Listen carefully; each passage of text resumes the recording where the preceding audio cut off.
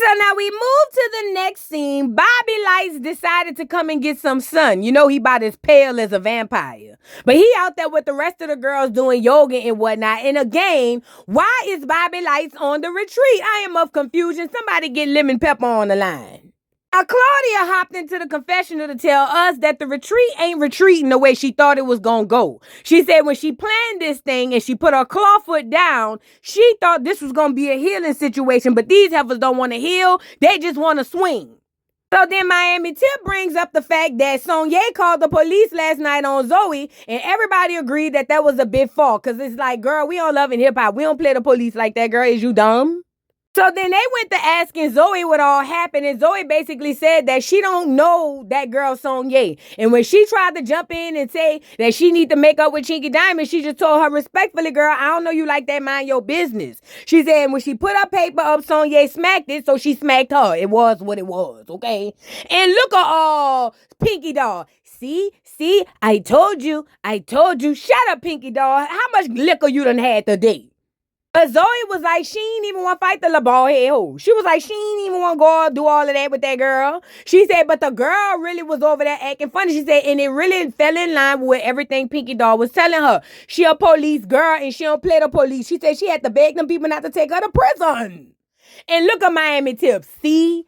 That's exactly what Amara be doing. See, this make me feel like Amara must have told her when she get out here to fight y'all to just wait for one of y'all to swing and call the police, because that's exactly how Amara played with me. And this is when everybody, including Zoe, was like, all right, girl, like, this is beginning to go too far. Like, girl, Amara wasn't even there. Like, you really is going OD on this girl and you need to stop. But you know what's crazy? Instead of Miami Tip focusing on that nigga who was using her, she over there focusing on Amara. She ain't caught the lesson yet. So now while all the commotion is going on, the people forgot that they invited Nadia. And Nadia comes outside, but remember, everybody beefing with her simply because she beefing with Ryder. And I'm over there telling everybody else, stop beefing with that girl. She the one know her role. It's Ryder who don't. So when she comes out, Claudia looks up at her and was like, you know, I'm really trying not to steal off on this girl. Like the way my claws is set up on my feet, all it takes for me is to bat her one time with one foot and she out of here. But I ain't going to do that to her. She was like, I'm just trying to be, you know, loyal to my friend. Now, Nadia tells Claudia that she really didn't mean to cuss her out and call her everything but the child of God. She said, but it's just that every time she try to have a conversation with Ryder, here come Claudia trying to jump in as if she the doggone spokesperson. And girl, mind your business and find you a man. And look at Bobby Lights, messy tail self, over there talking about well, that's that girlfriend. She's supposed to do that. Shut up, Bobby Lights. Who let you on the trip again? So now Claudia goes on to put her claw foot down and explain to Nadia that she really don't want no beef with her. At the end of the day, she just loyal to a fault to her friend, but she really want both of them to stop beefing with each other and realize it's the nigga. And it ain't y'all, it's the one in between that's lying to y'all, telling y'all the stories to pit y'all against each other. And Ryder was like, duh, you don't need to tell me that. Tell that to your duck-ass friend. That's what I've been trying to tell her, but she don't listen. She said, I know all Michael's secrets because Michael trusts me more than he trusts Ryder. I mean, he nutted in me first, like, duh. She said, and he be telling me all his secrets because he's afraid to tell Ryder because she's super emotional. But at the end of the day, she signed up for a poly relationship and tried to flip the script at the end. Then Nadia hopped into the confessional to further explain that she don't want no beef with that girl. At the end of the day, they got churned. She said she just want to have her man whenever it's time for him to come over there, and she just want to mind her business. She just need Ryder to chill. And here go Miami Tip. I don't know if the doggone producer's telling her to do this, but here she go. See, I think this is all Amara's fault because, see, Amara would do something like this. Girl, Miami Tip, go lay down, girl. Ain't nobody trying to hear all that ugly ass shit. Girl, go lay down. Even Claudia was like, yeah, you doing the most, Fat. You need to find you another storyline. You need me to set you up with somebody to cheat on you? Like, what you need? Find something safe to do and leave Amara alone. Let's move on. So now we move to the next scene, and what's this little Fraggle Rock looking girl name? Shay. Shay Dummy ended up calling, who she called? Girl, I forgot the whole scene. Oh. He ended up calling Chinky because the last time they saw each other, Chinky and her sister was about to fight. So Chinky pulled up and was like, girl, what is going on? I didn't know my sister was coming. She was like, the fact that she showed up with my aunt was just too much for me. Shay feels like, girl, at the end of the day, that's your sister. It's nothing that y'all can't fix. So she asked Chinky, she was like, where does things keep going wrong? Like, it seemed like y'all were off to a good start. And then as soon as y'all get off to a good start, y'all go to venturing off. Like, what's tea? So then Chinky Diamonds got to crying because she said that's her sister. She love her sister, but at the end of the day, all her sister want to do is bring up old stuff and try to hold it over her head. She said, and she ain't about to keep doing that because she is her sister ride or die and her muscle. She said she love her sister and want them to be close, but she just don't see it. She said the only way she think that they could probably find some resolve is if the sister decides to go to therapy. She said only a therapist or professional can help, but other than that, she don't know what's going on. So then Shay was like, well, at the end of the day, that's your sister and she ain't going nowhere, so y'all need to fix it. And I beg to differ because especially in 2026, sisters, friends, parents, and children, people is breaking up and it just is what it is. People have to separate. So I disagree on that, but I get the sentiment, child. Let's move on. So now we move to the next scene. Zoe pulls up on, what's Trina's purse holder name, y'all? Joy. She pulls up on Joy because she hadn't spoken to Joy since she found out Joy went behind her back and tried to be cool with Chinky Diamond. So Zoe was like, listen, I'm not mad at you, Joy, and I get what you were saying as far as being a grown woman. She was like, but it really hurt my feelings to know that you went behind my back and made it good and made it right with Chinky Diamonds and never told me nothing. Like, I shouldn't have to hear that from Hot Pockets. I should have heard that from you. And Joy was like, you know what? Now that you say it like that, you right. She was like, although I feel like I don't need permission to do things the right way, I do understand and appreciate our friendship, and I should have said something to you. So because of that, I'm sorry. You know what I'm saying? And Zoe was like, it's cool. She said, because when she came out here, she really came out here to stop the beef with her and Chinky anyway. She said, but it seems like every time they get in the same building, they just keep bumping heads. She said, but at the end of the day, she don't want no beef with that girl because she think that they could be good friends. Now, while they talking, Chinky's sister pulls up in the SUV and hops out. Now, this takes both of them by surprise because nobody expecting her sister, Chinky's sister, to come back since they had that big old blow up the night before.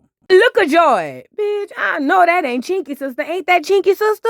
And Zoe was like, yeah, girl, you think she gonna want to fight me? You gonna jump in? And Joy was like, girl, I don't fight for real. I just be talking. She was like, girl, please just have my back.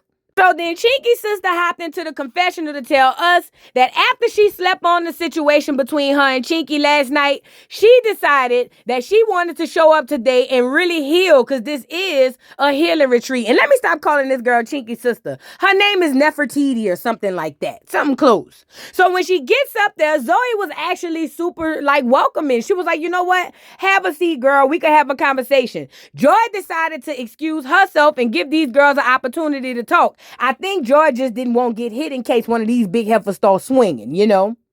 So Zoe jumps out the window and tells Chinky's sister that she really didn't never want no beef with her. She actually didn't want no beef with her sister Chinky. She said, according to her, she thought that they were really friends. She said, but it turns out Chinky was over there trying to replace her, calling her all kind of fat, funky, nasty, cheesy sluts and everything and saying her music was trash, and she never thought that that was fair.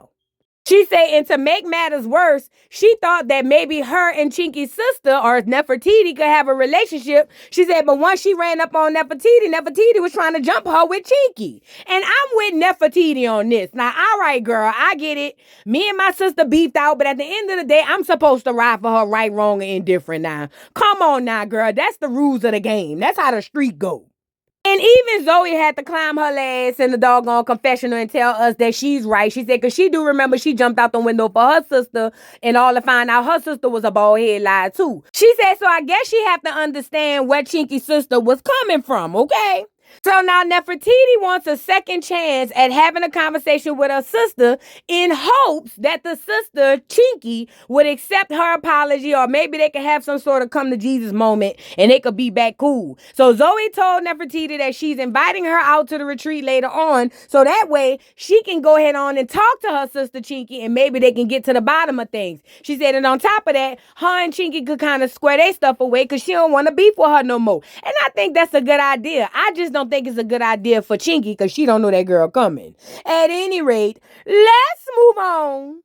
So now we move to the next scene. Kent Jones' old lady is trying to go and make amends with his auntie once again. But girl, as a person who's always overdressed, I just have to ask this question. What do you have on and where is you going, girl? And I'm with the auntie at this point. I know the auntie goes far, and I know she acts like she's a saint, and she knows she ain't. Probably done did her little fair share of things in the past. But I ain't gonna lie, Ken Jones' old lady does the most. Like, girl, what you got that on for? Why did you even pack that? So Ken Jones' old lady sits down with the auntie and say, you know, I really don't like you, but I do love your nephew. And because of that, I brought you to this healing retreat in hopes that we could heal so that me and my man could continue to have good loving, you know, because this done cut into our relationship and things of that nature. And so the auntie looked at the old lady and was like, girl, you know I don't like you. Like, stop acting stupid. She said, and then on top of that, you're not even pretty. She was like, you want to know who's pretty? Amara, little dummy. She was like, did you know that he used to date her?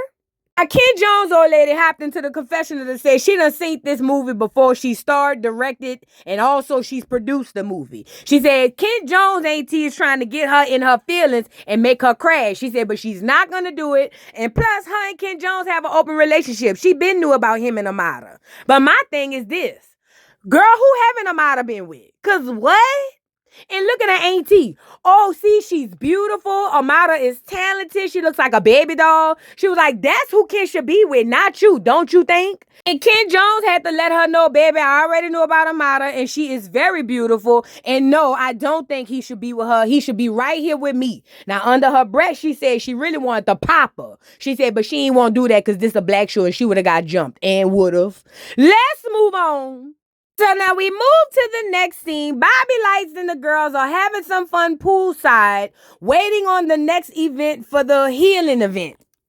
Now, Ken Jones' auntie, first and foremost, came down to spread the news that she fine too. She opened up her little robe to show everybody her bathing suit. And you know Ken Jones' old lady hopped into the confessional and called her a hypocrite. You know what I'm saying? But anyway, his auntie basically went on to tell everybody at the party that the Satan devil is busy. She said Satan is busy. He's trying to break up these friendships. She said, but she refused and she rebuked him in the name of white Jesus. She's not going to let the devil break up these friendships. Not on her watch. Now, as Nadia comes downstairs, Rada sees her and starts trying to bully her. She did. She was like, oh my God, there goes trash. And Nadia was like, you look like a blow-up doll. And she was like, shut up, you look like trash. And I'm over here saying, first of all, you can't do that, girl, Rada. Y'all look like twins, first of all. I couldn't tell y'all apart at the end of the day. But second of all, go lay down. Your man like it. Hello? But is nobody going to bring out the fact that Rada do be trying to bully the girl and make the girl seem like she out of pocket when they both out of pocket? I ain't going to lie, Rada not a victim here. So then Nadia and Eliza go off to the side and have a seat. And Nadia says she tired of Rada playing with her. And as soon as she said that, Rada came over there and asked to speak to Eliza alone. And Nadia was like, cool, because I don't want to deal with you at all, slut. So when Nadia walked away, Rada basically asked Eliza what was the point in bringing her up to that event, especially knowing that they beefed out regularly. She was like, it really don't make sense and she need an explanation. Eliza basically said that her and Nadia are starting a friendship, and on top of that, Nadia needs to have a space to tell her side of the story, and it's not fair for only Rada to have her side. Then Rada goes on to tell Eliza that she really feel like Eliza is backdooring her. And not for her own good, just off the strength of her and Amara. Rada feels like Eliza is only bringing her op around because she decided to befriend Amara, and that's not cool. And Eliza said that's not the case. It ain't got nothing to do with Amara. She just felt that girl should have an opportunity to say her piece. She said, and on top of that, she really brought her here to tell you that Michael has another baby, a little girl down in Ghana, and did you know that? And Rada starts losing it and start going off on Eliza like she had the baby. So look at Rada. What? How do you know this? Where are you getting this from? How is this happening? And Nadia came out the back and was like, girl, because he told me. He told me everything that he don't tell you, dummy. The crowd gasped. Look at Bobby Lights. He couldn't believe it. He said he got what? So now Rada jumps up and she wants to swing on Nadia, and I'm over here saying, why is y'all trying to fight each other? Michael is the one dropping off churn all across the continent and the globe. But anyway, security jumped in. Thank God nobody got hurt. And Rada got to crying. Now, when Rada started crying, Nadia was like, what's she crying for? Like, girl, get over it. Dry your eyes. Be grown. And Eliza was trying to tell her, like, girl, that girl hurt. Like, she in love with that nigga like you is. You can't do that. So then Eliza goes on to give Nadia a little bit of advice and tells her that since she really don't want no smoke in real life with Rada, that they need to have another conversation and she needs to try to talk to her again and see if they can't figure this thing out, you know? Now, Rada over there crying and everybody over there rubbing her back, hollering, woo, woo, woo, woo, woo, woo. And look at Bobby Lights. You're not a victim, honey. You're a survivor. Go lay down. She ain't no victim nor survivor. She just a bitch that got caught up in the bull. I don't want to hear all of this, and I don't know why y'all over there acting like somebody did her wrong. The only person did her wrong is Michael. Let's move on. Now we move to the next scene. Shay Dummy decides to call her mama and tell her mama how she not leaving out that room because all them heifers down there crazy. So her mama, Joy, did admit that she was lied to about the things that was told to her, but she still didn't apologize. The mama told her to just chill out and let Bucky rest in peace. Y'all know that's the old Bucky, but Shay is Bucky and Bucky is Shay, child. I don't know what the mama talking about. Moving on. So now we move to the next scene. Rada is over there speaking to Kent Jones' auntie, and she's telling Kent Jones' auntie how she feel played, how all she wanted was a family with Michael, and she don't understand why Nadia is over there hating on her. And I'm with Kent Jones' auntie. Girl, both of y'all slow as turtles. He lying to her and he lying to you, and y'all beefing with each other like y'all dummies. Like, no, girl, you gotta respect the fact that that girl in love with that nigga just like you. See, the auntie got common sense. I like her. But then Miami Tip must have got bored and saw Amara, little dummy, off to the side and decided that she wanted to confront her about nothing, literally about nothing. So she wants to ask Amara if she told Sonya to call the police because that's the type of police stuff Amara would do. This is the craziest stuff. Now, Amara feels played because Amara was like, no, mira, I did not tell her to call the police. As a matter of fact, I didn't even know it was happening until somebody told me the next day. So I don't even know why you're talking to me about this. This has absolutely nothing to do with me. And look at Miami Tip. Yes, it do. Yes, it is. Because she a police asshole just like you a police asshole. And police asshole ride in the back of cars together. So I feel like you told her to call the police on that girl and I know you did it.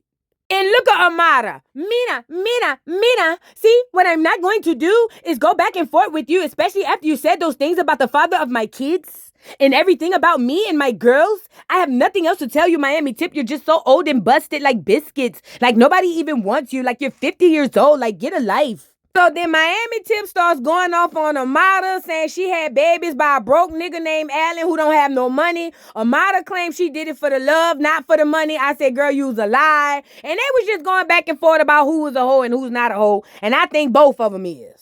But the fact that Miami Tip is still holding on to any shred of a beef that she could find between her and Amara really needs to be studied. Now, I'm going to go out on a limb,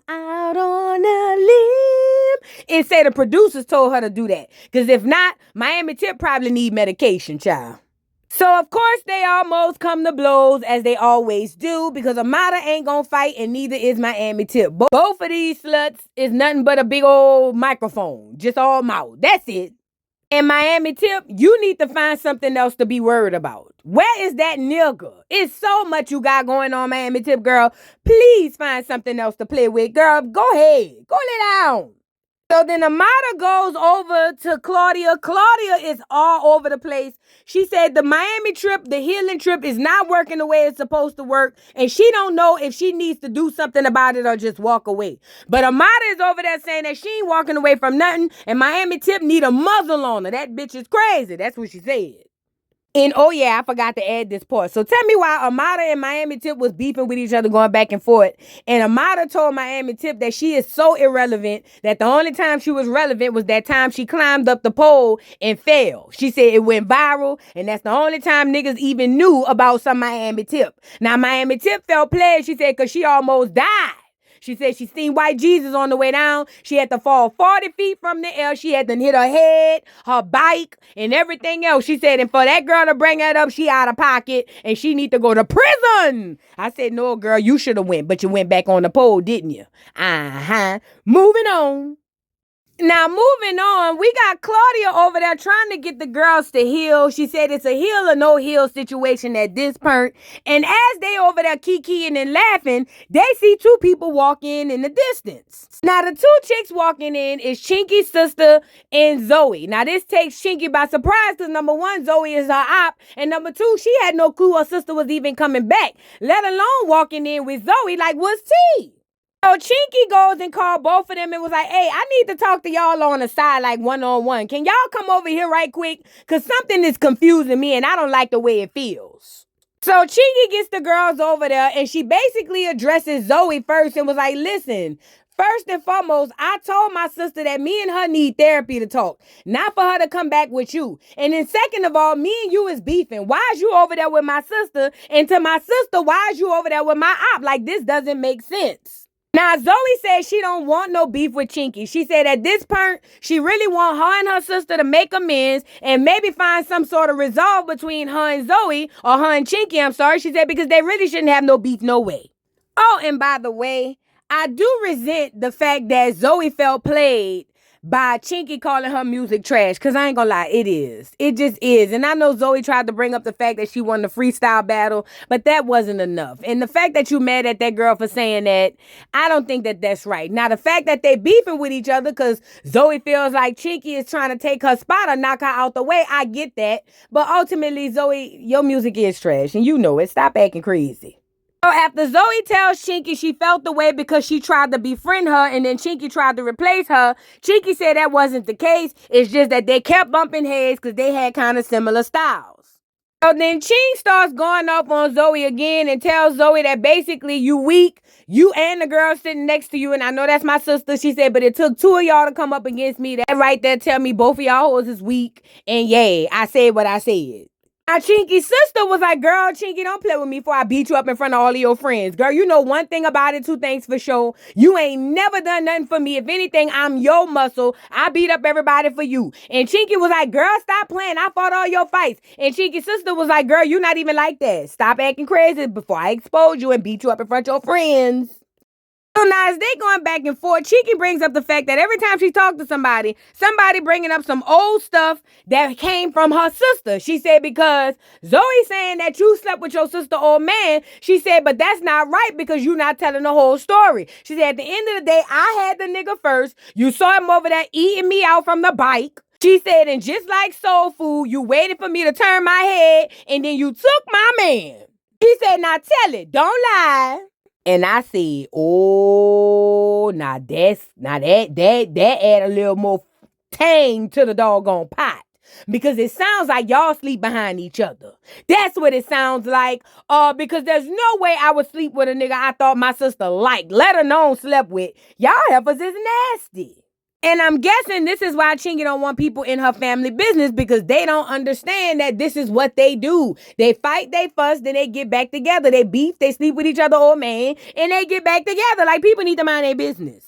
Now, when Chinky told her sister that you went behind me 90 days after the nigga was slurping me up like a Slurpee from the bike, it must have really hit a nerve. Because then Chinky's sister came out and said, bitch, don't try to out me out here in these streets, especially knowing you cosplaying as a mother. You don't want to be a real mother. She said, you only want to be a mother to the little bitty girl. That's why I dropped off the older girl to make you be a mama to both of your children, you part-time TV mama slut.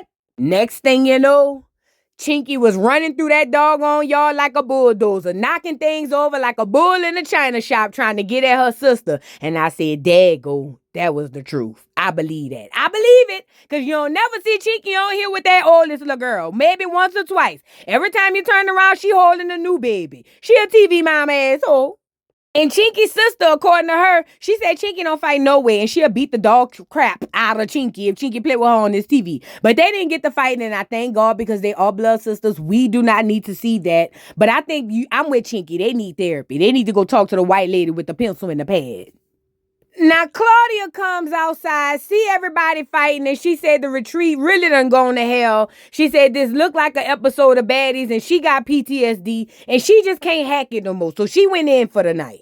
Now, Zoe hopped into the confessional to tell us that she really do feel bad in real life because she really want to make it right with Chinky. She don't even want beef with that girl no more. She said she just really want them to be cool. And I think that's admirable of my girl Zoe, because you don't need to fight nobody. Plus, you don't look like you can. You done got that surgery, girl. You don't want to mess your body up playing with these hoes.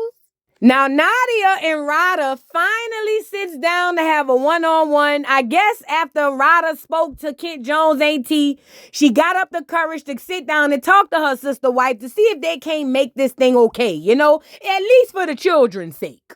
Now, this is the problem from what I see. Rada wants Nadia to be the side chick that doesn't exist, even though Nadia has a baby. Nadia feels like, girl, we done all had the same meeting with the nigga. We know he like me, you, her, and her. You the one causing the rift between us all because you don't want to accept it for what it is. You like to cosplay to the world as if it's something that is not, and that's making the issue between her and Michael. And on top of that, she did want to confirm that Michael do have a baby out there in the Congo somewhere in Africa with an African queen. He done went laid up and had a baby. She was like, and at the end of the day, you beefing with me, you need to go find her and beef with her. Now, according to Rada, she felt like Michael is pinning her and Nadia against each other. And my thing is, I don't believe Rada really believes that, because if she did, she wouldn't be beefing with the girl. She'll be confronting him. And this is the worst part. Nadia says that Michael Blackson tells her all his secrets, and he did confirm with her that he has a baby because basically he's not, in her words, strong enough to tell it straight to Nadia. I'm sorry, Rada. But I don't think it's strong enough. He's not man enough. He want to be able to do what he want to do and make sure Rada is going to be stupid enough to stay. That's why he's doing what he's doing. And I must add that the gaslight during this situation was really top tier. It was the fact that Rada was sitting across from Nadia, acting as if Nadia is attacking her, when Rada has been all on social media, all on Love and Hip Hop, attacking Nadia because Nadia got a baby by the nigga and y'all both in the same boat. That's what this is all about. It was the gaslighting for me. So look at Rada. You don't think it's wrong that he lied to me and lied to you? I mean, we're both women. Women should stick up for each other. Girl, stop the cap. Women are women's worst enemies, especially when the niggas involved. I'm not going to let y'all lie and do it on the internet. So Nadia basically tells Rada that she's always sworn to secrecy by Michael Blackson, especially when it came to them being pregnant, because he knew that basically Rada had issues getting pregnant. So when she got pregnant, she had to just shut up about it and watch y'all turn up online. She was like, that really made me feel some type of way. She said, but at the end of the day, Michael confides in me more than you, and it's because I listen and you don't. You always trying to beef with the nigga, and you always making a problem where it ain't none. And that's why y'all having these issues. So I get the olive branch from Rada asking Nadia to be a girls type of situation, but I don't see it happening because Rada's still trying to save face. Rada is just talking out the side of her neck to get to the next scene, but she really wants Michael all to herself, and it's never gonna happen. Let's move on. So now we move to the last scene, and we got Kitty K. What's Ken Jones' old lady name? Kitty? I think her name Kitty. Anyway, Ken Jones' old lady is doing a dominatrix type of instruction for the people to learn how to be dominatrix. I should have been at that class. And look at Bobby Lights. Ooh, I like this. This more up my alley. Let me find out you over there tying up Lemon Pepper with his little bitty ugly tail self. I'ma bust in and call the police on both you niggas. So Kitty is giving her demonstration, showing the girls how to step on these niggas' heads, step on these niggas' necks, their chests, and everything else, and how to pop them if they get out of line. According to Kitty, she said the more you pop them, the more they pay. I said, girl, where do I sign up? Now, Kent Jones' auntie is in the audience really calling on Jesus because she really feels like this girl does the most, and this is not becoming of what's going on with her and her nephew. She said, and she hoped that she ain't over there beating her nephew upside the head like she beating these dolls because they didn't raise him like that. Meanwhile, back at the ranch, Pinky Doll over in the corner looking like she about to pass out, about as pale as a clear person coming out the Caucasus Mountains. What the hell done happened to you? I know what it is. That liquor done got a hold to her. So while Kitty is doing the class, Miami Tip decides that she wants to take a chip off the old block and show the girls how she used to be doing them niggas back in the late 80s. Because, you know, that's when she was really popping. That was really her prime. And Ken Jones' auntie is so concerned about Pinky Doll because she's barely holding up. And the thing is, she needs to call a paramedic, but I guess she want to pass out first just to make sure she can sue the network or something. I don't know. But Ken Jones' auntie hadn't had enough of watching this girl step all over this dummy. All she could do is think about her nephew, so she went and grabbed her off the stage and said, come on down here, disrespecting these men like that, especially me knowing you might do that to my nephew, make me want to pop you upside the head right now. Come on down here. And you got to stop, auntie. That girl is a whore. She's been doing this for longer than you know. I think she got it under control. Your nephew likes sluts, and that's okay. It works for them. Auntie, you gotta go lay down now. And look at Miami Tip. Done stood on top of the door looking like a damn leprechaun. Miami Tip said back in her day, they used real cowhide for the whips. She said nowadays they use plastic. She said this ain't like they used to have it. She an old school freak. Hello? So then tell me why out the blue Ken Jones auntie brought out the fact that she never really liked Kitty for her nephew, especially knowing that she be around here beating on men and whatnot. She said at the end of the day, she want everybody at the party to know her nephew should have really married Amara. Little dummy, because they used to be a couple and they was in a relationship. Now everybody was like, what? I know you lying, bitch. Ain't nobody never told me. And she was like, yeah, girl, everybody knew. And I'm over here saying, who wasn't Amara with? This is a real question. But while all that's going on and they trying to get the answers, Pinky Doll damn near passes out. Pinky Doll must have saw a bunch of European birds flying around the top of her head. Because before we know it, she was over there woozing. The next thing you know, she was throwing up. And I said, oh, yeah, I know what that is. That's that liquor. I done had a few days, a lot, actually, like that. And she been drinking ever since we've been on this show. That girl done more drinking than talking. That's why that liquor is making her throw up like that. That's your kidneys asking you for a lifesaver, girl.